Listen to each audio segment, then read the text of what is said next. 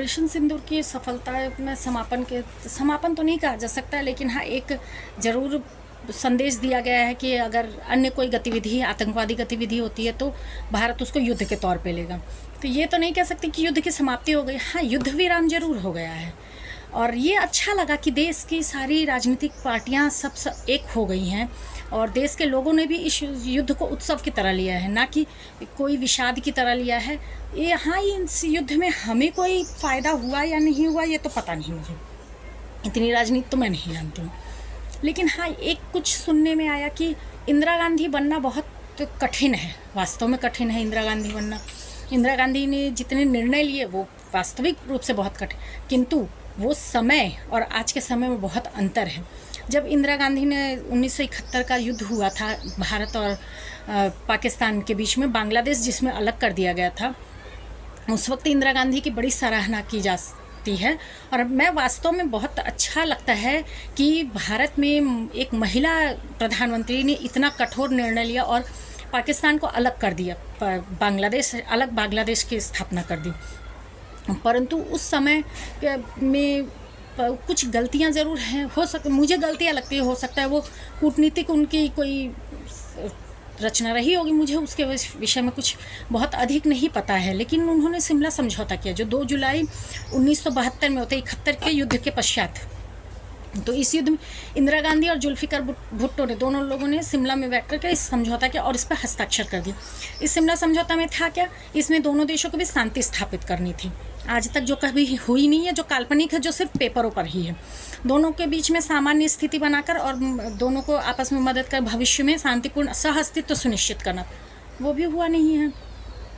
सबसे बड़ी बात है, इस युद्ध में 93,000 पाकिस्तानी सैनिकों को युद्धबंदी के तौर पे बनाया गया था। यदि हम 93,000 सैनिकों को आगे रख करके और हम अगर पीओके लेना चाहते थे तो क्या इंदिरा गांधी जी ये नहीं कर सकती थी? बिल्कुल करना चाहिए था। 93,000 सैनिकों को तब रिहा करना चाहिए जब हमारा पीओके हमें वापस मिलता। उन्होंने ये भी नहीं किया। बांग्लादेश, नया बांग्लादेश बना। नए बांग्लादेश का एक जगह था रंगपुर, जो आज चिकन नेक के नाम से पश्चिम बंगाल से सटा हुआ एरिया है। अगर वो एरिया इंदिरा गांधी बांग्लादेश से उस वक्त भारत में मिला लेती तो आज जो चिकन नेक 22 किलोमीटर का है वो शायद इतना चौड़ा होता कि आज हमें कोई धमकी देने का या हमें आग दिखाने की हिम्मत नहीं करता कि अगर आप पाकिस्तान पे हमला करेंगे तो इधर से हम पूर्वोत्तर भारत पर हमला कर देंगे। खैर, इतनी औकात किसी की नहीं है कि वो पूर्वोत्तर भारत पर हमला कर दे, और करने की औकात है तो करके दिखाए, उसके बाद उसको उसका सही अंजाम मिलेगा। इसके अलावा त्रिपुरा के पास चिटगांव एक एरिया है, वो अगर भारत लेना चाहता तो वो ले लेता। त्रिपुरा जो 3 तरफ से बांग्लादेश से घिरा हुआ, जो हम आज जिस परेशानी को फेस कर रहे हैं कि वहाँ से रोहिंग्या घुस रहे हैं देश में, ये समस्या शायद कुछ कम हो जाती।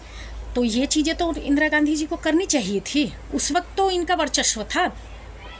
हमारे 600 सैनिक, 600 हमारी युद्धबंदी बनाए गए थे सैनिक, जिसमें से 54 आज तक वापस नहीं आए। आज भी उन परिवारों को उम्मीद है कि हमारे परिवार के लोग वापस आएंगे। उनको मिसिंग 54 का कहा जाता है। क्यों मिसिंग 54 क्यों? उस वक्त क्या 54 लोगों को छुड़ाना इंदिरा गांधी जी ने अपना कोई जिम्मेदारी नहीं समझी? अरे उससे अच्छा तो कम से कम आज की गवर्नमेंट है जो 24 घंटे के अंदर एक विंग कमांडर अभिनंदन को वापस लेकर के आई है। हम तो ये मानते हैं ना कि हाँ ये चीज़ें हुई हैं। आज ऑपरेशन सिंदूर जो हुआ है, उस ऑपरेशन में इतनी उन्नत हथियारों का भारत ने उपयोग किया है। हम रक्षा क्षेत्र में इतना अधिक व्यय इसी वजह से करते हैं क्योंकि हमारे अगल बगल सब अच्छे पड़ोसी नहीं हैं। अटल जी ने एक बात कही थी कि हम दोस्त बदल सकते हैं लेकिन पड़ोसी नहीं बदल सकते। चाइना जैसा पड़ोसी हम कभी नहीं बदल सकते, पाकिस्तान जैसा पड़ोसी हम कभी नहीं बदल सकते, बांग्लादेश जैसा पड़ोसी कभी नहीं बदल सकते हैं। कहाँ से बदलने जाएँ हम किसी की भूभौगोलिक स्थिति को नहीं बदल सकते हैं, लेकिन हाँ स्वयं को मजबूत जरूर रख सकते हैं कि सामने वाला अगर हमें आंख दिखाता है तो हम आंख फोड़ने की हिम्मत रखते हैं।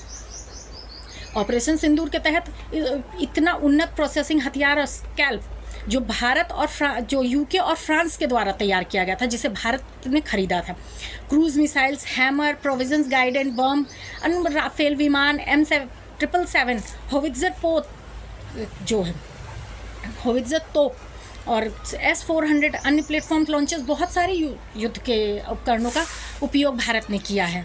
और यहाँ तक कि जिस सिंदूर को मिटा करके उन आतंकवादियों ने कहा था मोदी को बता देना, मोदी ने उसी सिंदूर धारण करने वाली स्त्रियों को और वहाँ पर जाकर के सिंदूर, ऑपरेशन सिंदूर का हैंडल करने को कहा था।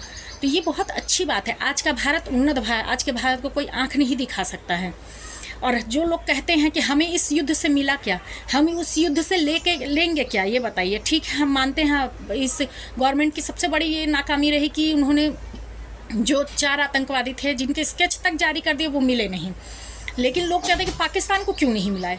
उस वक्त इंदिरा गांधी के समय में लोग पाकिस्तान के लोग भारत में मिलने को तैयार थे, लेकिन आज लोगों में पेट्रियट की भावना है पाकिस्तान में। हम एक कैंसर कश्मीर पाल ही रहे हैं जिसे ना हम काट सकते हैं और ना जिसका हमें कोई सोल्यूशन मिल रहा है। तो हम अलग से पाकिस्तान को अपने में मिला करके अलग से कैंसर क्यों पालें। ज़रा ध्यान रखिए, अंधभक्ति करना बहुत आसान है, लेकिन देश के लिए बोलना और देश के लिए सोचना बहुत मुश्किल है। देश के साथ रहिए, गवर्नमेंट के साथ रहिए। अगर आप देशद्रोह का काम करेंगे तो बगल वाले जो बैठे हुए हैं, आप सांप की तरह फन फैलाए, वो डसने में समय नहीं लगाएंगे।